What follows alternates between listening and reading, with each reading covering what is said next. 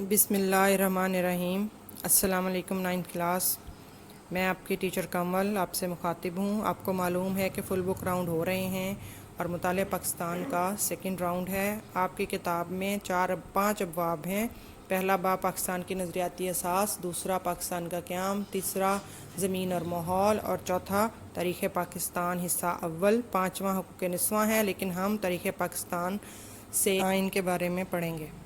1956 کا آئین پاکستان کا پہلا آئین ہے، لیکن یہ آئین بنانے میں تاخیر ہوئی۔ اس کی وجہ کچھ جغرافیائی عوامل تھے، یعنی پاکستان 2 حصوں پر مشتمل تھا، ایک مشرقی پاکستان اور ایک مغربی پاکستان۔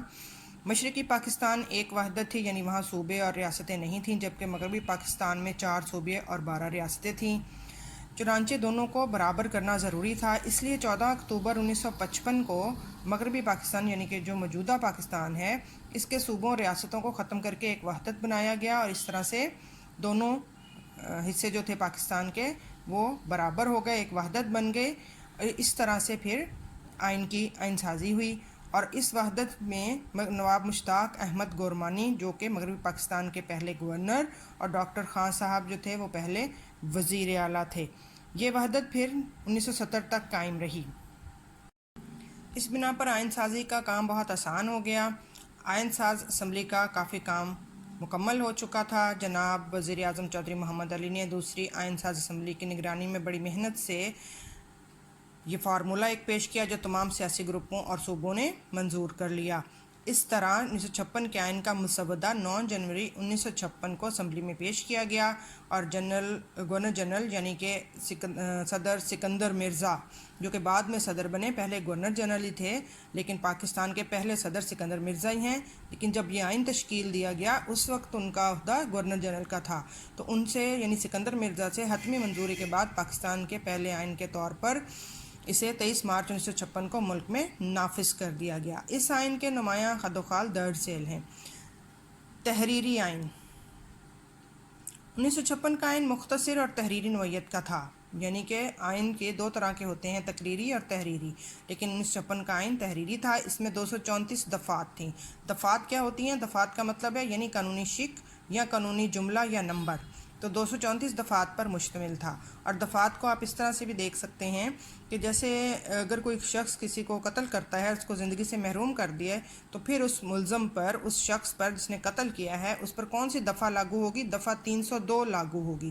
تو یہ دفعات جو دی گئی ہیں، اس کا مطلب یہی ہے کہ وہ قانون کی شق جو کسی سزا کے طور پر عمل درآمد کے لیے جو شق رکھی جاتی ہے وہ دفعہ کہلاتی ہے۔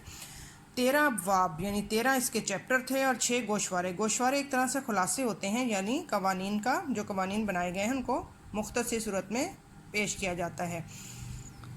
آئین کے افتتاحیہ میں قرارداد مقاصد کو شامل کیا گیا کہ جو کہ سب کے تینوں آئین جو پاکستان کے ہیں ان میں افتتاحیہ کے طور پر شامل ہے۔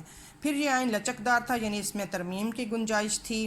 پھر یہ آئین وفاقی آئین تھا، یعنی ایک ہی وفاق مرکز کے تحت پورا پاکستان کا نظام چلانا تھا، جس میں مغربی پاکستان، مشرقی پاکستان دونوں ہی شامل تھے، اور ان کو مختلف طرح کے صوبوں کے مرکز کے اپنے اختیارات تھے، صوبوں کے اپنے اختیارات تھے، اور اس طرح سے اختیارات کی فہرستیں ترتیب دی گئی تھیں، اور کچھ اختیارات جو تھے مشترکہ تھے۔ پھر یہ کہ یہ 1956 کا آئین جو تھا، اس میں پارلیمانی نظام کو پسند کیا گیا، یعنی پارلیمانی نظام کا حامل تھا یہ آئین، اور یعنی پارلیمانی نظام کا مطلب یہ ہوتا ہے کہ ملک کا سربراہ صدر ہوتا ہے اور حکومت کا سربراہ وزیر اعظم ہوتا ہے، اور وزیر اعظم کے پاس اختیارات زیادہ ہوتے ہیں، لیکن وہ کابینہ وہ اور اس کی کابینہ، اب کابینہ کیا ہوتی ہے؟ یعنی وزراء کا ایک گروپ ہوتا ہے، ایک یوں کہہ لیں مجلس ہوتی ہے وزراء کی، جو وزیر اعظم کے مددگار ہوتے ہیں حکومت چلانے میں، تو وہ وزیر اعظم اور کابینہ ہوتے ہیں، یہ اسمبلی کے سامنے جواب دہ ہوتے ہیں، یعنی اپنے ہر عمل کے لیے ان کو اسمبلی میں جواب دہ ہونا پڑتا ہے۔ یک ایوانی مقننہ یعنی اس آئین کے تحت ایک ایسا ایوان بنایا جائے گا جو قومی اسمبلی کہلائے گا، اور اس میں 300 ارکان ہوں گے، جن میں سے 150 ارکان مشرقی پاکستان سے اور 150 مغربی پاکستان سے ہوں گے، جس میں خواتین کی بھی 10 نشستیں ہوں گی، 5 مغربی پاکستان سے اور 5 مشرقی پاکستان سے، اور اسمبلی کی مدت 5 سال تھی۔ عدلیہ کی آزادی یعنی عدلیہ مکمل طور پر آزاد ہوگی، حکومت کسی قسم کا اس میں انٹرفیئر نہیں کرے گی، یعنی انتظامیہ اور عدلیہ دونوں الگ الگ کام کریں گے۔ سپریم عدالت جو ہے وہ سپریم کورٹ ہوگی، یعنی اعلیٰ ترین عدالت سپریم کورٹ ہوگی، اور چیف جسٹس اور ججوں کی تقرری صدر پاکستان کریں گے، اور ججوں کو اپنی ملازمت کا تحفظ حاصل ہوگا، اور اگر کسی جج کو برطرف کرنا پڑے گا تو قومی اسمبلی کی 2/3 اکثریت یہ کام کرنے کی مجاز ہوگی۔ اس کے علاوہ صدر پاکستان کی منظوری بھی ضروری ہوگی۔ واحد شہریت، یعنی پاکستان کے تمام شہری پاکستانی شہری کہلائیں گے، مغربی پاکستان کے یا مشرقی پاکستان کے شہری نہیں ہوں گے، بلکہ صرف پاکستانی شہری کہلائیں گے۔ جس طرح سے امریکہ میں ریاستوں کی شہریت الگ ہوتی ہے اور مرکزی حکومت کی الگ ہوتی ہے، پاکستان میں ایسا نہیں ہوگا۔ بنیادی حقوق، یعنی تمام شہریوں کو بنیادی حقوق حاصل ہوں گے، کسی قسم کی انہیں مسئلے یا مشکلات درپیش نہیں ہوں گی۔ معاشی، سیاسی، معاشرتی لحاظ سے تمام حقوق ہر کسی کو دیے جائیں گے، چاہے وہ اقلیت ہے یا اکثریت ہے۔ لیکن اگر کسی کے کوئی بنیادی حقوق سلب کیے جا رہے ہیں، پامال ہو رہے ہوں، تو پھر شہریوں کو آزادی ہوگی کہ وہ عدلیہ سے رجوع کریں۔ سرکاری زبانیں، 1956 کے آئین کے تحت اردو اور بنگالی دونوں زبانوں کو سرکاری زبان قرار دیا گیا، چونکہ مشرقی پاکستان جو کہ موجودہ بنگلہ دیش ہے وہاں پر بنگالی زبان بولی جاتی تھی، اس لیے دونوں زبانوں کو ہی سرکاری زبان کا درجہ دیا گیا، اور آئندہ 25 سال تک انگریزی دفتری زبان کی حیثیت سے رائج رہے گی، جب تک یہ دونوں زبانیں دفتری حیثیت حاصل نہیں کر لیتی۔ نیکسٹ پوائنٹ ہے اسلامی دفعات، یعنی پاکستان کا آئین میں 1956 کے آئین میں اسلامی دفعات بھی شامل کی گئیں، جس کی روح سے اسلامی جمہوریہ پاکستان کا نام رکھا گیا۔ صدر لازمی طور پر مسلمان ہوگا، اور وزیر اعظم بھی۔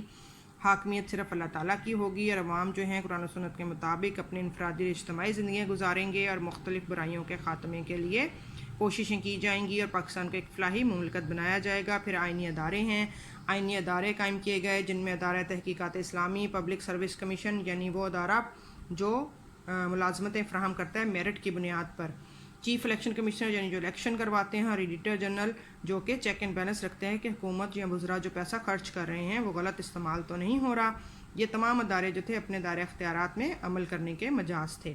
آئین کی منسوخی، 1956 کا آئین 2 سال اور 7 ماہ نافذ رہا اور اس کے بعد منسوخ کر دیا گیا۔ اس کی وجوہات بہت سی تھیں، جن میں سیاستدانوں کی باہمی چپکلش تھی، جمہوری اداروں میں فوج اور بیوروکریسی کی مداخلت تھی، اعلیٰ قیادت کا فقدان تھا۔ منسوخ ہونے کے بعد یہ آئین، جس کے بعد اکتوبر 1958 میں پاکستان آرمی کے کمانڈر ان چیف یعنی جنرل محمد ایوب خان اس وقت پاکستان آرمی کے چیف تھے، کمانڈر ان چیف تھے، انہوں نے حکومت کو برطرف کر دیا۔ جب کوئی حکومت، جمہوری حکومت ٹھیک سے کام نہ کر رہی ہو تو پھر فوج کے جو سربراہ ہوتا ہے اس کو اختیار حاصل ہوتا ہے کہ وہ حکومت کو ختم کر سکتا ہے۔ اسی طرح سے جنرل ایوب خان نے وہ اختیار استعمال کرتے ہوئے حکومت کو برطرف کر دیا، اور پھر اس میں مارشل لا کا نفاذ عمل میں آیا، یعنی جب کوئی آرمی چیف حکومت سنبھال لیتا ہے تو اسے مارشل لا کہتے ہیں۔ اس طرح سے وفاقی اور صوبائی اسمبلیاں ختم کر دی گئیں، اور خود صدر پاکستان اور general chief martial law administrator کا عہدہ ایوب خان نے سنبھال لیا۔